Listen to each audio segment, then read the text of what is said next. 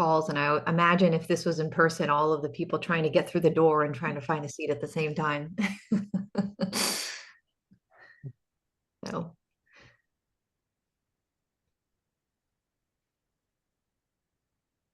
All right, I'm going to start slowly with introducing our presenters, and I'm sure we'll have more people coming in, trying to find a seat, trying not to disrupt, getting their coffees.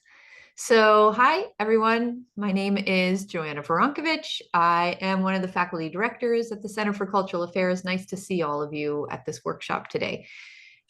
This is our workshop series in cultural affairs, and we are sort of more than midway through our semester. I'm not sure if everybody operates on semesters, but that's how we think about time here. And we are very happy to welcome two of our authors from our recent publication on Innovating Institutions and Inequities in the Arts, presenting on their contributions to this great, I loved this volume, this great volume. So first we have Professor Wen Guo. So she is an assistant professor and the director of the Arts Administration program at Florida State University. Very nice to see you, Wen, on the call today. And Wen will be talking about her chapter in the volume that was on, let me get the exact title, Stepping Outside the Classroom, Connecting Contextual Factors of American Universities and Arts Alumni's Entrepreneurial Intentions. So if you're at all interested about arts entrepreneurship in higher education, then Wen will have something to say, definitely relevant to that. And then we will move on and listen to our next contributor, Professor Manuel Montoya. And so Professor Montoya is an associate professor at the University of New Mexico, beautiful New Mexico, in the Department of Economics. And so he will be talking about his contribution to this volume, which is on art, craft, and social justice, mapping institutional perspectives from the Creative Commons. And so Emmanuel will be sort of taking us on a different journey with only using one slide for his presentation and telling us a story. So I'm excited for that, a little bit different than what we're used to, and I love that. So I'm going to hand it over to you, Wen, to get us started, and very excited to hear your perspective and reflection on this article that was now sort of published a few months ago, but lovely to hear about it and to talk about it with our guests today. So thank you, Wen. Thank you so much, Joanna. I apologize for the very long name of the chapter, but I try to hit all the words that relevant to people who might be interested in these topics. So this is the work collaborated between my dear colleague, David McGraw, who worked at Elon University and directing the Arts Institution program over there. He's not here with us today, but I'm just representing both of us. So, oh, no, I'm trying to. Okay, here we go. I wanted to start with some of the assumptions of the work. So arts entrepreneurship is perceived as intentional and planned behaviors. This is a kind of the very foundation of entrepreneurship education in higher education institutions. So entrepreneurial intentions have been found positively correlated with entrepreneurial career choices, and such findings are also being used to argue all the key outcomes generated by entrepreneurship education in higher education institutions. So that is why we wanted to study how arts entrepreneurs is being prepared by their higher educations and how it probably affect their intentions of being entrepreneur after graduating. So we conducted two research studies by using the 2015 to 27 survey data generally provided by the Strategic Arts Alumni Project to understand how perceived higher education experience of arts alumni are associated with each of the two types of entrepreneurial career intentions. Those are freelancing and venture creation, with a subcategory of creating an arts-related venture. The recent development of entrepreneurship literature has expanded the interest in skill training to contextual factors encompassing phenomena of entrepreneurship and entrepreneurship education. So our first study focuses on the perceived skill training experience And this chapter being shared today focuses on the non-academic offerings of HEIs as environmental factors that may affect our students' entrepreneurial intentions. All right, these are the 3 key questions we try to address in this chapter. What are the arts alumni's experiences with the non-academic offerings of their higher education institutions? Are the experiences of BIPOC arts alumni different from those white alumni? And how do the identified non-academic experience offered by higher education institutions influence arts alumni's entrepreneurial intentions? So these are the propositions we wanted to test to study those questions. And the first one is the level of diversity of HEIs is positively associated with art students' entrepreneurial intentions. Second, the quality of professional development support offered by HEIs is negatively associated with art students' entrepreneurial intentions. And third, community-based experiential learning experience is positively associated with art students' entrepreneurial intentions. I would like to talk about how these kind of theoretical propositions interact with literature when I'm talking about the results. So I'm just going to kind of go through the research processes and findings now.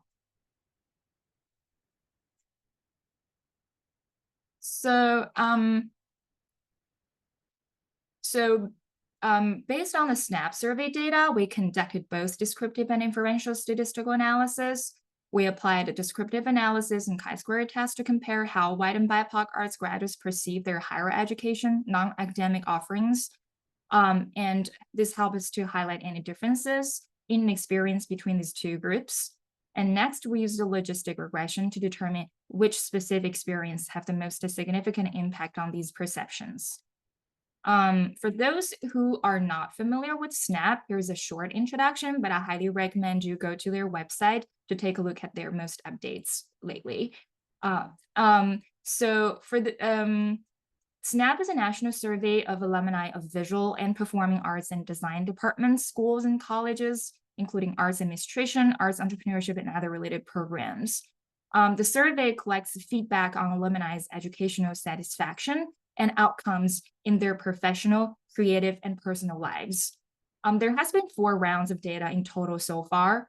The SNAP decides to run the 3rd round in a 3-year cycle. So the 2 publications that I just talked about use data from the 3rd round from 2015 to 2017. And their latest round started in 2022. So a little bit more on the kind of descriptive data, descriptive statistics of the data. In a noteworthy way that the racial diversity of SNAP participants during the 2015 and 2016-2017 data collection periods, it's nowhere near the national diversity represented in the 2016 census, but it's very closely aligned with the racial identities reported by the U.S. Bureau of Labor Statistics for creative occupations for 2016.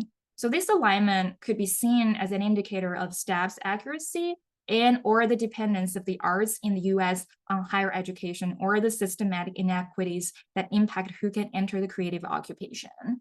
But at the same time, I think SNAP has been trying to include more diverse population for their data by improve their survey items. So in the 2022 data, the representation of BIPOC alumni is significantly more than the previous rounds, as I'm showing in the slides.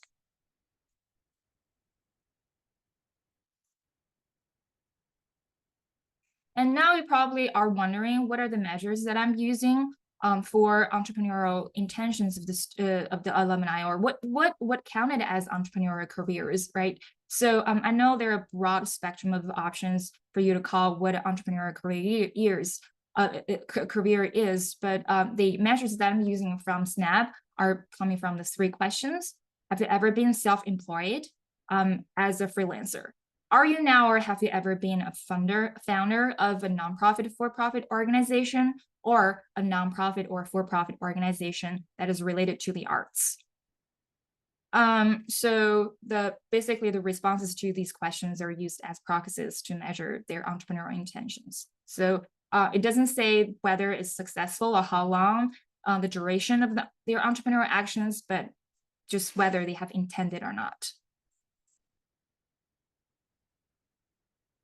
A little bit of comparison between the BIPOC and white students group in terms of these 3 different career paths. As we can see the self-employment career path, it's almost the same. And for being the founder of a new venture, no matter it's arts related or non-arts, the BIPOC students seems to be, there are more BIPOC students attempted those endeavors than white students.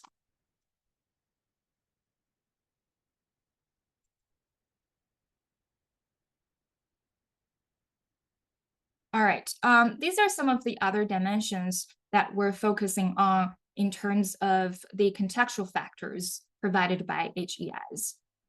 So first one is perceived institutional diversity. So from our perspective, we shouldn't look at diversity only in terms of race or class or other forms of identity, because only recruiting diverse student body is not enough for the full range of identities is not supported and provided the tools to be successful. So while we're also examining the percentage of BIPOC student at these institutions, we're also looking at other measures such as student interaction with other students from different racial, social, cultural, and disciplinary backgrounds. The second set of indicators for perceived institutional career preparation include how they perceive their experience in professional networking, degree-related internship opportunities, and a career advising and services provided by their HEIs.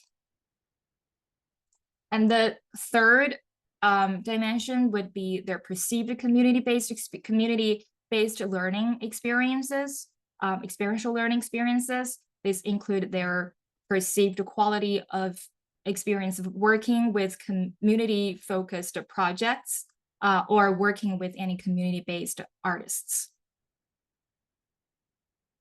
Meanwhile, we're controlling these variables that can potentially affect the results. So they include creative industries, share of employee, entrepreneurship skill, student loan debt, race, and also their gender.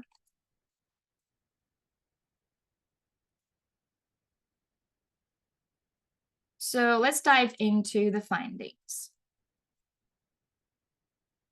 To answer the first question, these are several findings we got from the data. We found a significant difference between mean scores of all the perceived non-academic experience between white and BIPOC arts alumni. BIPOC alumni actually report greater satisfaction with interdisciplinary collaboration, social diversity involvement in community-based activities at their alma maters compared to white alumni. So we doubt it's probably either lack of representation of the full spectrum BIPOC students or it might be some of other systematic reasons that may affect the results. The third one is BIPOC alumni express less satisfaction with the institutional career development provided by their degree granting HEIs.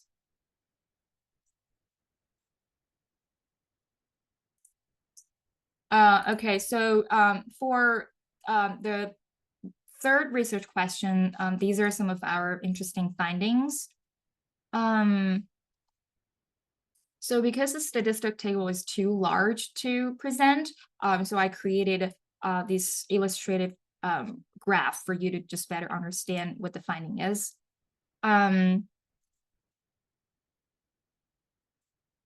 So what we have found is the positive relationship with indicators of institutional diversity and community engagement experience with venture creation intentions of the students. But there is a negative association between all the indicators in the professional development dimension with venture creation intentions of the students. a little bit more explanation on these findings. So based on the existing entrepreneurship theories and also questions in SNAP data, cultural diversity is particularly critical for arts entrepreneurship in that personal identities of artists are always connected quite strongly with their arts practices. Arts entrepreneurs need to juggle their personal, artistic, and business identities simultaneously in order to identify and develop artistic business opportunities in alignment with their own values. Also, we believe that the association between perceived diversity and venture creation intentions aligns with the general entrepreneurship research regarding the significant impact of an inclusive environment on catalyzing innovation. It is more so far for arts and cultural ventures because the process of creating arts ventures is a process of adding value through navigating cultural capital. Then learning and living in an inclusive and diverse campus can encourage students to act, understand, and conceive one's social and cultural identity more accurately. And this is crucial for them to understand how to leverage their cultural capital for entrepreneurial endeavors. In terms of the community-based experiential learning, that has to do with a set of theories regarding entrepreneurship knowledge and tacit knowledge. So entrepreneurship knowledge can be tacit and challenging to be codified. To learn such knowledge, embodied approach must be adopted. The significant association we found over here suggests that as an enriching experiential learning opportunity, community engaged experience helps students learn these tacit entrepreneurial skills, including understanding underserved population, understanding how to interact with multiple stakeholders, how to operate your business and frame your problems with limited resources, and how to tackle uncertainties. A lot of times we see in community-based service learning projects in higher education institutions.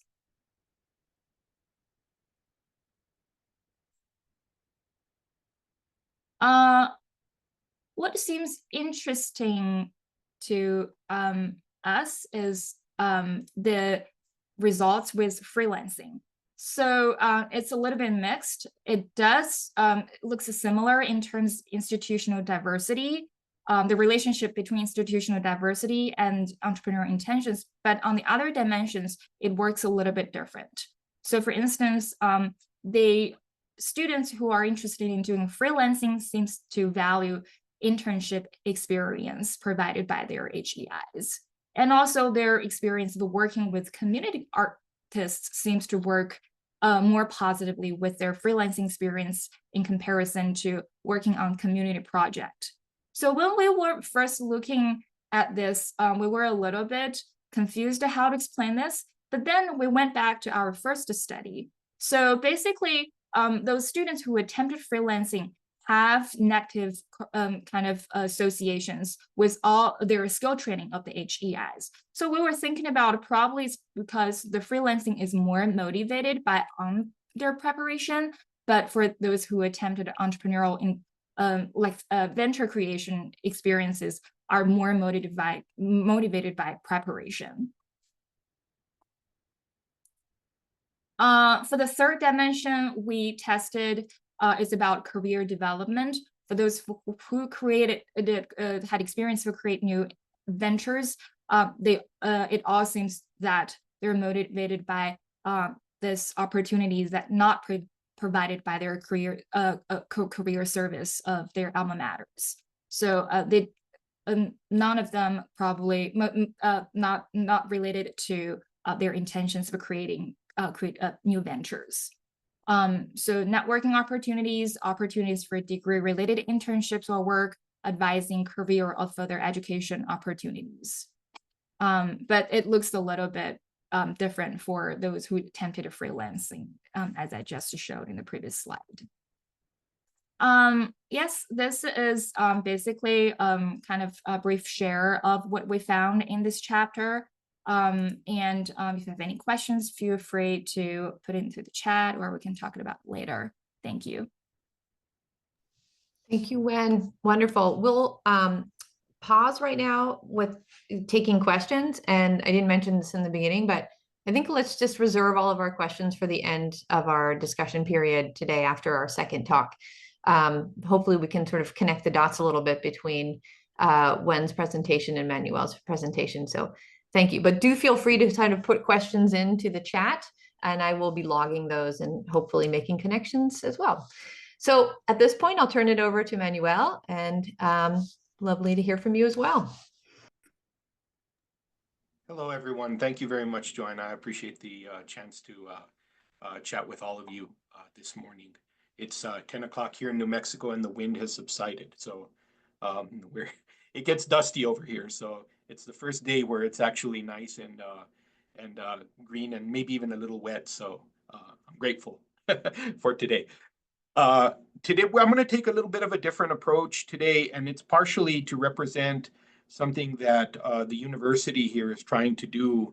We're trying to increase our ability to engage with communities that don't normally engage with higher education. And part of our strategy now in terms of academic presentations is to attempt storytelling and exercises that invite people to participate in real time with the discussion so that we can understand the gist of what we're thinking about in the written work and academic work that we're doing. So if I fall flat on my face, it's because I'm trying, and there are better people at the university that have done this, and I'm going to try to draw on them. Before I begin, though, I want to acknowledge my partner and co-author in this, Dr. Claire Stasiewicz. She was unable to attend today, but she recently received her PhD from Erasmus University in Rotterdam, and part of her work is on the relationship between the Creative Commons and this idea of arts and art justice in the creative economy. But I want to begin with a story. And this is actually the prompting of an exercise that I'm going to share screen with you in just a moment. And I'm going to invite everybody to participate in that same exercise. In 2022, April, so not even nearly 2 years from 2 years ago, the largest wildfire in New Mexico's history took place, and took about 150,000 acres in northern New Mexico. I know this because I am actually was born and raised in the area where the fire was started. It was started as a controlled burn by the federal government, and as a result of that, nearly eradicated two tiny villages and communities that have been there for over 600 years. The challenge that occurred as a result of that fire and the culpability of the federal government led to larger discussions about compensation for victims of those wildfires. And as that compensation discussion started to occur, it became very clear that individual compensation for products and goods and services that were destroyed or disrupted as a result of the fire were going to be very difficult to calculate, particularly in communities where much of the work was informal and a lot of the work is done through traditional methods and means and using indigenous knowledge that doesn't normally receive a W-2 or doesn't have paperwork that can be accounted for. This is actually the background of some of the discussions that Dr. Stasiewicz and myself had with each other about the importance of looking at ownership and popularity as factors that influence and impact the way that people pay attention to and also are able to ascribe rights and market value to certain intangible processes. And so the book chapter is basically that. It is a conceptual paper that reviews two axes of problems that are occurring within the development of the creative industries and what we could say the craft, creative, and cultural economies distinctively are working through. What the fires in Mora actually and in northern New Mexico actually brought forth was a real issue about how to situate what is just and what should be prioritized in terms of the loss of cultural products and cultural services. And so we developed, as part of our research, this actually becomes kind of a participant engaged type of project.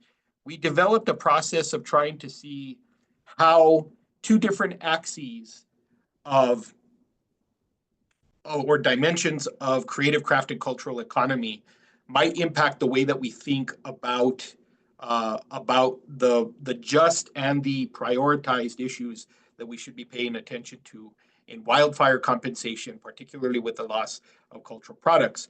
A good example of this is actually a non-Western homeopathic healer. For those of you that don't know the term curandera, these are basically medicine women that live in the communities in the high countries of northern New Mexico, whose entire supply of roots and medicines were destroyed by the wildfire. And as a result of that, it turned into a question of how do you value these particular products and these intangible cultural values, in addition to taking into consideration individual compensation. And so Dr. Stasiewicz and I got into a question of ownership and popularity.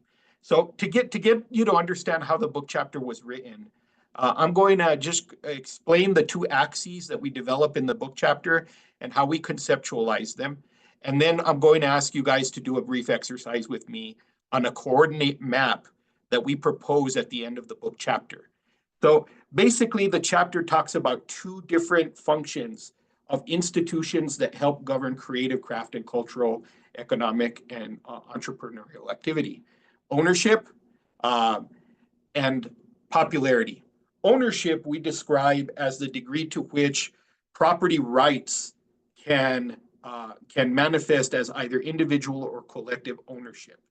So in the paper, we describe the difference between something that is fully private, meaning its intellectual or real property is owned by either one individual or by a community, and is protected by the state or protected by a sphere of influence that can help govern and protect those proprietary rights. That is in stark contrast to something like the Creative Commons or open sourcing, where people over time can develop and share information, and there is no centralized way of protecting or developing proprietary rights. So on this spectrum, we called it a spectrum between proprietary and public domain. And that served as a coordinate plane y-axis for us in the book chapter. The second part was popularity. A portion of the book chapter goes over what actually happens when you mediate and render popular something that was once maybe enjoyed by a few people or rather was esoteric.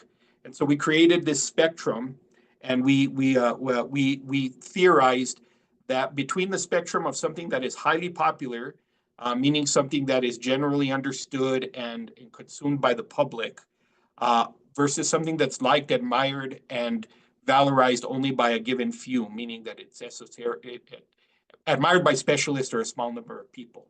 And so created this axis of popularity and esoterica that also served as a means of testing out some conceptual problems. So what I'm going to ask you guys to do now, and I'm going to try to pull up the chat so I can see it at the same time. Put this down at the bottom here. But I'm going to ask all of the participants in this meeting today to do a couple of things. I'm going to list out 4 domains of the intersection of popularity and ownership into 4 quadrants. Quadrant 1 being something that is both proprietary and popular. Quadrant 2, something that is proprietary and esoteric. Quadrant 3, something that is popular but is in the public domain. And quadrant 4, something that is esoteric and also in the public domain. And if you can just challenge the group to identify one of these quadrants, you only have to pick one, and give an example on the chat of something that you think is an artistic or cultural product that exists in one of these domains. And I'll begin just to give an example. I can pick something like in the public domain, but also very popular, Steamboat Willie. Steamboat Willie recently became part of the public domain. Certain aspects of Steamboat Willie from the Disney properties can now be used widely and without any legal ramifications for anybody who uses that. Same thing with Winnie the Pooh. These are all intellectual properties that have existed for over 100 years, and as a result of that, within the United States in particular, the public domain it has now come into the public domain. As a result of that, there is a great demand for, and in particular, horror movies have been coming out, and B-grade or low-budget movies that are using these properties as a way of generating quick revenue for film companies, or giving an opportunity for young artists and up-and-coming directors to do something with an intellectual property that is well known, or something that was within a private intellectual property but is now in the public domain. So I would place something like Steamboat Willie or Winnie the Pooh into something that is popular, which is well known by a wide audience, but is also now in the public domain. If you guys can just put on the chat and think through, and let's just work through this over a couple of minutes. If you can give me an example of something within each of these, just one of these domains, we can read through them and see if we can give an example of each of the 4 quadrants. So I'm going to ask you guys to just go through the chat, and I'll moderate as I read through, as I see them coming up. And by all means, if you have any questions, please just shout it out, unmute yourself, or ask something in the chat bar.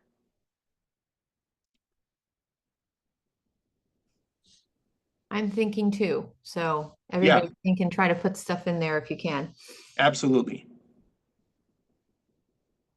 And you guys, as you guys are thinking through this, this is actually an exercise that we used with survivors of the wildfire, and got them to think about certain aspects of the creative properties or work that they lost during the fires, to help think about justice, which is something that I'll describe at the very end after we do this brief exercise.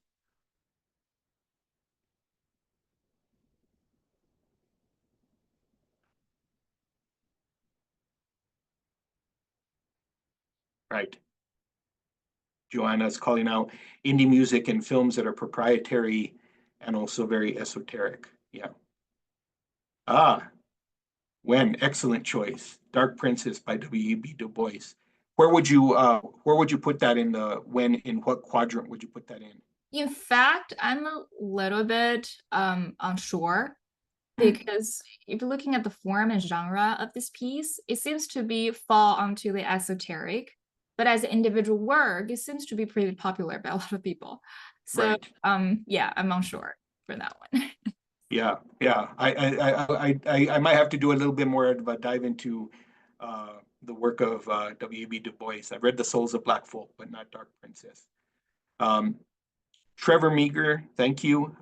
Quite a bit of literature that fall into quadrant 4. I'm thinking James Joyce.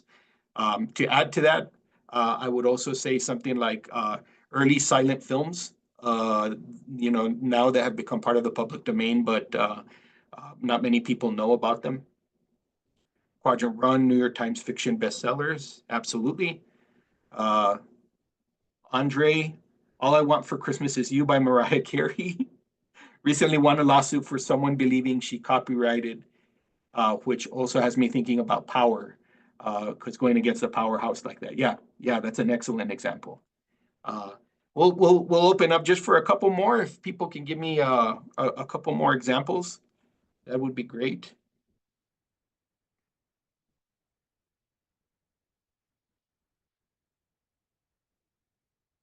Quadrant 1, Hamilton. Yes, absolutely. An example that we gave in the book chapter was Banksy, for something that is proprietary and popular.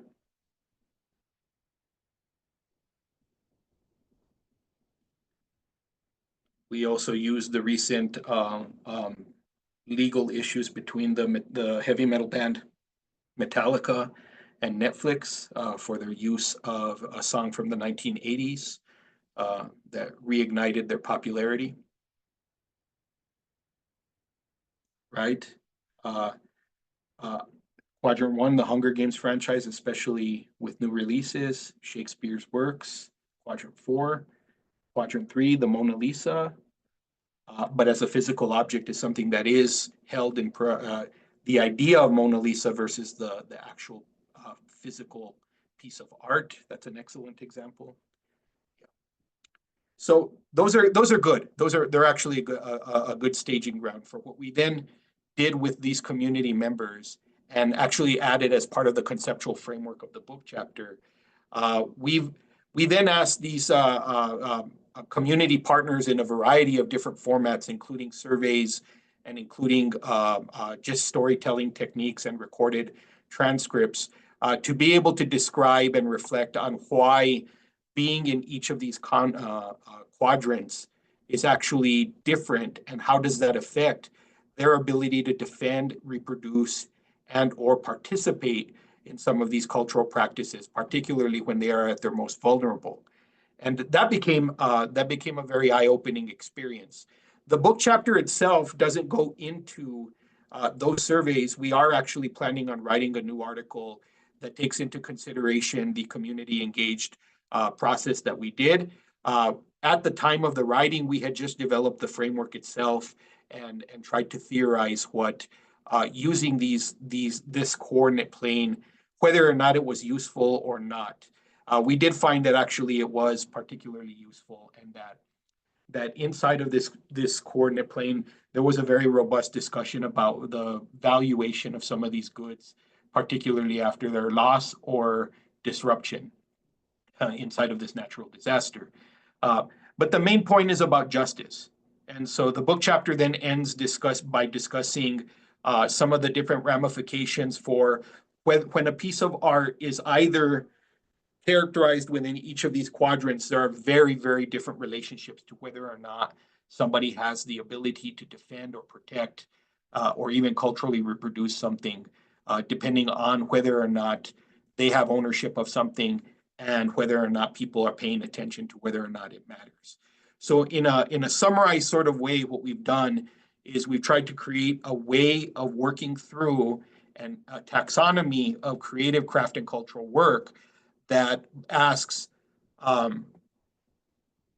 who benefits, meaning ownership, and what matters in terms of popularity.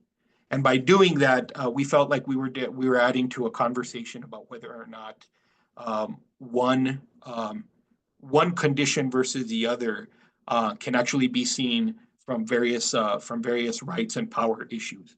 I think somebody in the chat mentioned that there's a power dynamic to each of these. Absolutely.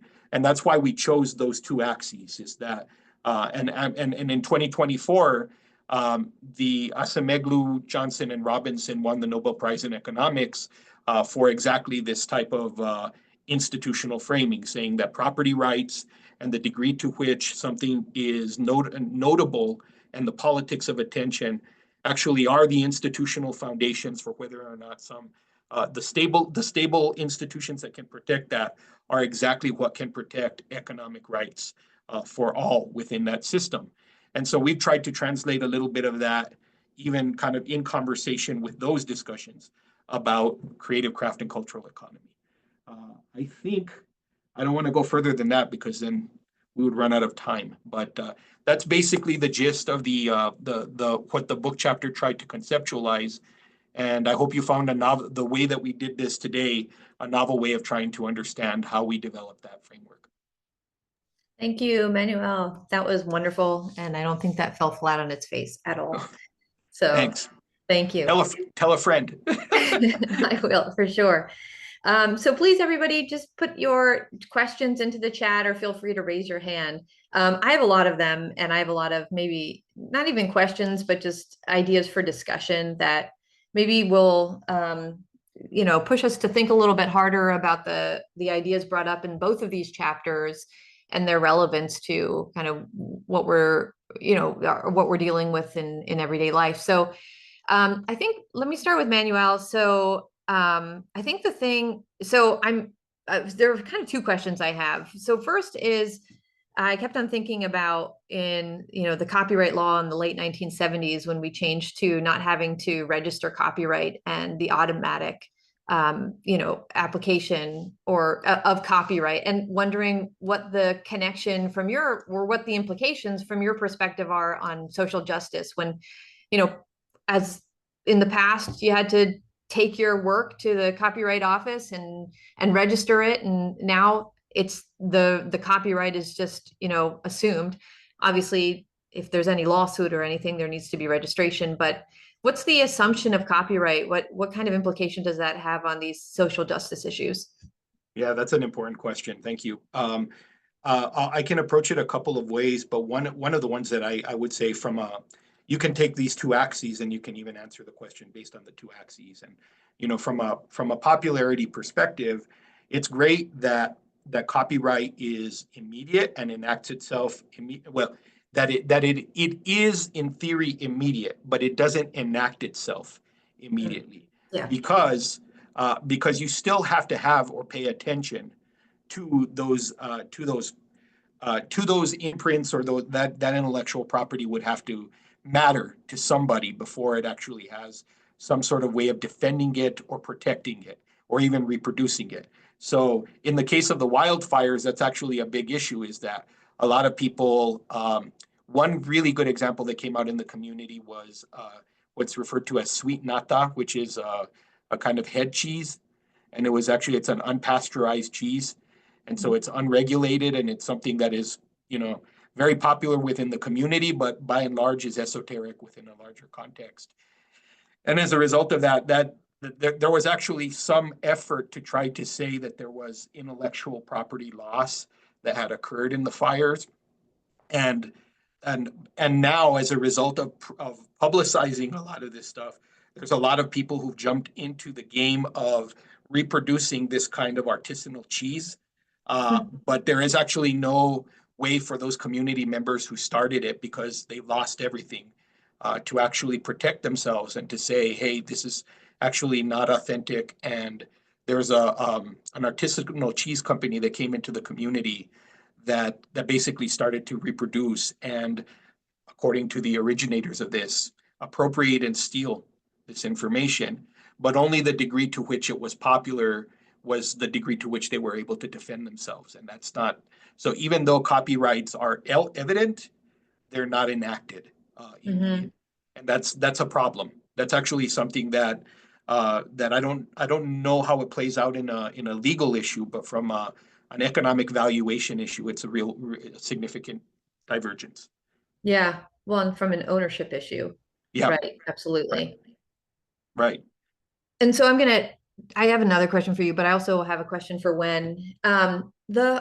When you were speaking, I was having actually a side conversation with somebody on this call, and we were chatting about how almost the university system is almost antithetical to encouraging entrepreneurship, right? So, if you think about any of our career development offices and,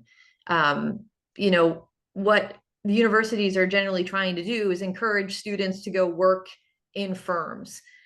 We don't have a lot of experience in encouraging students to go work in entrepreneurial positions. And I've always sort of thought that the artist in the university is just like it's a very strange place for an artist to be, because it's very unlike how the artist works. And I'm wondering, just, maybe if you could comment on the antithesis that I've identified, maybe if you think it's correct, if you think it's not, but like this idea that, I've never seen any university, especially universities with departments of arts, maybe art schools have this a little bit more figured out, but any university that's really gotten it right for understanding how the artist can work within the very bureaucratic structure of the university, and ultimately also encourage students to be something other than an employee for a large organization. Yeah. I'll make a quick comment because I want to hear Wen's thoughts and I want to hear about her work as well. But I think the College of Fine Arts here and our department have collaborated on using this coordinate plane framework with the arts students, the arts entrepreneur students. And this is exactly the question that is difficult. And I agree, no higher education institution has figured it out. But there has to come a point where the person who sees themselves as the artist and the creator of the content or work that they're producing comes to a decision of whether or not they want to enact their ownership of that work and to what degree they want to do that. And I don't see very many, or even the business school across the mall over here, we don't encourage our art students who take shared classes to develop an LLC almost immediately. Yeah. And to then develop some sort of idea of what is proprietary or not. We also work with the International Folk Art Market in Santa Fe, which is the largest folk art market in the world. And every July, they host over 180 artists from over 80 countries throughout the world. And it's pretty shocking to see that our students who intern with them don't have a sense of that proprietariness up until the point that they understand or they see these artists having to reckon with some very real problems. A good example of that are the Silkies of Madagascar, who come every year to the market, who, in a sense, they've created kind of a bifurcated system where individual artists can claim certain aspects of their work, but at the same time, the community has to benefit in some way as their own institutional entity from the work that it springs forth from these individual artists. Mm. And at that point, then in the college system, the students and say, I wonder why I haven't done that myself and why I'm not seeing myself both as somebody that interacts with like a default Creative Commons that the university is saying because it views itself as for the public, while at the same time I see myself as springing forth as somebody who has specific ownership and specific rights. But nobody has ever figured out that recipe well enough, and I'm hoping that if nothing else, this discussion helps some of those students figure out what track they or what journey they're going to go on. That's such an excellent answer, Manuel, because I actually didn't even direct the question to you. I was directing it to Wen, but the thing is, by you answering it, you made the connection so well between your chapters, and I love that. So thank you. Why didn't you stop me? No, because your answer was so good. So Wen, I'm going to shut up now, and I'm going to. No, I loved it. So Wen, wondering, what do you think? I knew that was very inspiring. I have very kind of completed feeling about entrepreneurship education and what kind of career path the College of Arts are going to recommend to their students. But just strictly to Joanna's points, I think within the artist group, there is a difference between designers, animation artists, film artists, and other type of performing artists. I kind of feel these artists have more venue to utilize their creative skills in larger companies. And that's what I also found. A lot of career service centers, they tend to have more opportunities and instructions for those students to go forward their career. And for those performing artists, because they typically have a shelf life of the artist careers, and there are limited venues for them to do those kind of things. So those students I found are the most struggling of finding careers immediately, like outside the arts context they're working on. So what I have been finding interesting is that a lot of artists the whole idea of a portfolio kind of career, I think it has started to change to thinking about, especially I wanted to refer to my country that I came from, like China. A lot of the model there of artists, they're having something that I read about as a platform career. So instead of having a lot of the side gigs compensating his whole career, that person probably tend to have a permanent career, like more stable career that provide the stability for his day-to-day living, but sort of release his creative life to other side gigs that not necessarily provide that stability. That seems to be more sustainable for a lot of artists. But at the same time, I kind of want to acknowledge that a lot of those students who are successful artists in that way, they had a pretty privileged background in terms of where they come from. So first of all, you probably need to have that ability and understanding of college life to have a probably dual degree. You're not necessarily only majored in the arts, but it's likely you're having another major that give you a certain skills for you to establish that stable career. But for a lot of students who didn't have that resources before coming to college, well, before they know what they want to do, the 2 years of college have already passed. And so I do feel like only talking about that kind of platform career to encourage students to like have another major to support their main like economically making sense career is the solution to most of students. It's pretty much kind of a privileged thing. So that's pretty much my comments, but I don't think I've got any solutions, but I can see how that platform career can be like solve some of the problem. Okay. When you answered, I think, Sunmi's question in the chat. So thank you that. But this idea about holding multiple jobs, but I think you've then morphed into this idea of a portfolio career.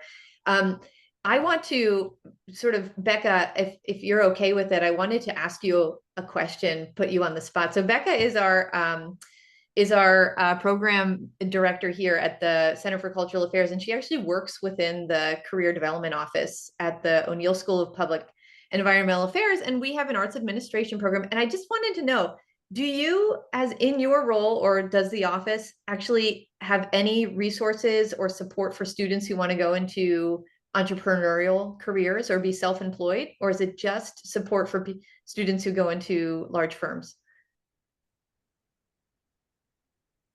That's a great question. Honestly, they probably would direct the students to like, the coaches would probably, so I don't help students directly. So we've got, so in my role, I'm more of like employer-based role. So like I work with employers, but the coaches, the career coaches, so they work one-on-one with the students. And specifically for like arts admin, and they are sort of few and far between here at O'Neill. But even for other students throughout like the O'Neill, if they were to come in and be like, I'm like wanting to be self-employed or even seeking like entrepreneurial, they probably would help them try to find some resources, but I don't even know if we have resources. Yeah. Like they was would sort of what I probably thought. help like help them on like a track to do that, Mhm. but not that I know of. It is pretty like big organization based. Yeah. Thanks. That's what I sort of thought. I mean, obviously, our music school here has an office of entrepreneurship and innovation. But again, I don't believe they have career coaches or anything like that. So this is an area, I think, for discovery for a lot of universities, but also universities that have majors in arts and majors that are more, I think, maybe aligned with entrepreneurial careers. So I want to move to Trevor's question because he's talking a little bit more about the data. Basically he's trying to figure out if your data was able to consider the type of institution and the differences between non-academic experiences that are open to students at small private predominantly white institutions than those that are at public, HBCUs or Hispanic API serving institutions. So if you've been able to sort of explore any of that using the SNAP data or any of your other data. I think that's a great idea. I think the SNAP data does provide the name of institutions, but not necessarily coded as type of institutions. So it's probably need a little bit of coding efforts to make this work, but this is definitely a good idea. Yeah, definitely. And then I think I want to, if no one else has a question, I feel like I'm talking the whole time, but I want to kind of go back to this linkage that Manuel made between, I think a lot of it is economic value, but a lot of it is also ownership. And it's not only about choosing the type of career that you have as an artist, especially going through higher education, right? It's, you're also choosing the type of sort of product that you are maybe ultimately providing to the market, and then the sort of ownership implications that has based on, let's say, your matrix, Manuel. And I guess I'd love to maybe just I don't know, explore that idea a little bit more. Manuel, you had a slide at the end of your slide deck that you put up really quickly. And it was about sort of what happens when one of these products changes quadrants. And I think, you know, that has a lot to do with this connection between the trajectory in a higher education for artists and then ultimately what they're, you know, providing to the market. So there you go. This was the slide I really liked that I kind of hoped that we would discuss a little bit more. Manuel, can I give it to you to sort of tell us what this is about? Yeah. I'll try to be quick. Yeah, as something, you know, one of the things that a good example of something that changes from one quadrant to the next are restaurants, and food and food entrepreneurship, right? But as something becomes more popular, there's a lot of issues that take place. They lose the organizational capacity to do the authentic thing they did in the first place. They change, you know, something, the quality of the food that they're producing changes. There's lots of other things that could actually impact the movement from one quadrant to the next. What happens when an artist decides that they hate their popularity? You can see dozens of musical artists that say, I'm sick and tired of doing the one song that everybody asks me to play, and I want to be able to develop my own artistic integrity. You know, there's plenty of stories about that. So the gist behind this exercise is, you know, what would happen if somebody either intentionally or by other forces got moved into another sector of that quadrant. And then time passes, ownership also changes hands. A really good example of this with creative work is founder syndrome. Uh, Organizational change where the leadership is unwilling to change, although the product and also or the artistic techniques are changing as a result of changing technologies or other things. So lots of those different factors are inside of this. So I'll pose one last question, because what came up for me when I read this is this idea of selling out, right? So Right. let's say you go through higher ed, you have these motivations and ambitions to be a really, really excellent artist. You don't really care about popularity, but then, you know, Warner Brothers, you say you're a musician, Warner Brothers says, I'll sign you on my label. And you're like, okay. So you see this all the time with like indie musicians. So from your perspective, both Wen and Manuel, is higher education for artists for everybody? Is that the career, is that the educational trajectory that works for all kinds of artists, or is that only for certain types of artists based on the types of products that they want to create, according to your matrix? And what do you think about that? I yield to Wen on this one. For career path, I think it doesn't always apply for students at all stage. But I think similar to what we teach at leadership, we don't necessarily expect our freshly graduated undergraduate students to serve on any leadership positions right away, right off the bat. But we're definitely just teaching those skills to them. So they are prepared to understand there is a possibility, there is options for them. These are kind of the venues that they can go for if further opportunities you wanted to pursue. And definitely, I think a lot of it has to do is not only about what career path they choose, but how they choose their career paths based on where they are in their life stage, based on the resources around them, based on the communities they're embedded. So I feel that's sort of the what arts entrepreneurship education is actually for.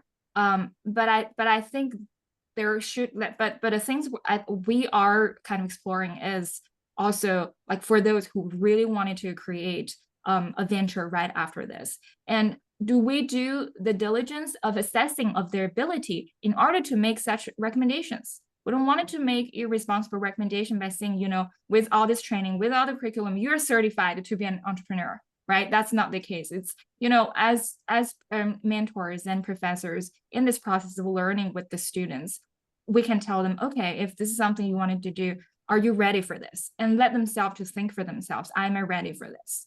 Mm-hmm. This is wonderful. And I want everybody to read SB's quotation in the chat, because she was an arts admin student who then sort of talks about her experience going through an academic program and then what she took from it in her career as an entrepreneur. So just really, really nice, I think, segue into then seeing an anecdote and seeing an example from one of our workshop members. Manuel, do you want to end with anything? I'll only add just a quick thing. A lot of artists are shaped by the consumer these days. Mm. And a lot of people who are being entrepreneurs in arts work are shaped by the consumer. I think higher ed equips people to shape the consumer. And that's Mhm. a thing, I would always want them to have the choice. But sometimes they don't have that choice because they have to yield to trends in a way that hopefully a college education helps prepare them to go against the tide if they need it. Mm. Wonderful. Well, thank you both, Wen. Thank you, Manuel. This was really, really great. I love reflecting on things that we did just a few months ago, but being able to have a fresh perspective on it. So it was really nice hearing you talk about your chapters and being able to have this discussion. Thank you, everybody, for attending. And I hope you'll join us again in just a couple weeks to hear Dylan Thompson from Erasmus in Rotterdam, who just started there this year from freshly minted PhD in economics, who's at Rotterdam now. So that's great. He's going to be talking about his efficiency study on US art museums. So wonderful to have you all. And thank you again. Thank you for the conversation. Thank you. Bye. Bye, everyone. Bye.